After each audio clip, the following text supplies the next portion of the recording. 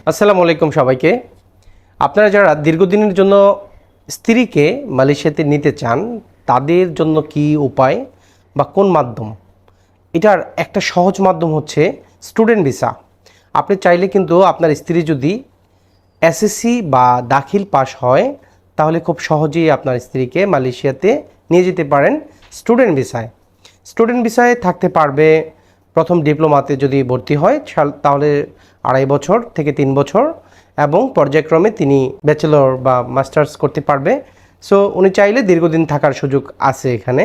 এবং আপনারা যদি আপনাদের ওয়াইফ যদি এরকম হয় যে জেনারেল লাইনে পড়ে নাই, মাদ্রাসায় পড়ছে, বা জেনারেল সার্টিফিকেট নাই, সেক্ষেত্রেও কিন্তু আমরা অ্যাডমিশনের ব্যবস্থা করতে পারবো।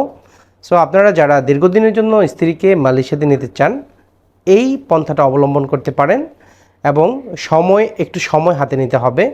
স্টুডেন্ট ভিসায় মালয়েশিয়া যেতে কিন্তু ট্যুরিস্টের মতো এই 15 দিন বা 7 দিনে হয় না কোনোভাবে। একটা লং প্রসিডিউর, 1 মাস থেকে 2 মাস সময় লেগে যায়।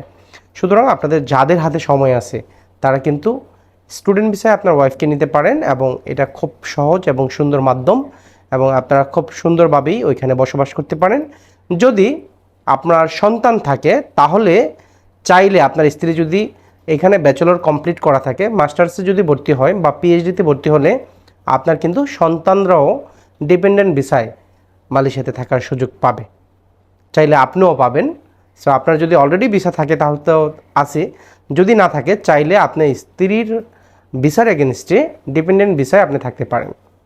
সবাইকে অনেক ধন্যবাদ।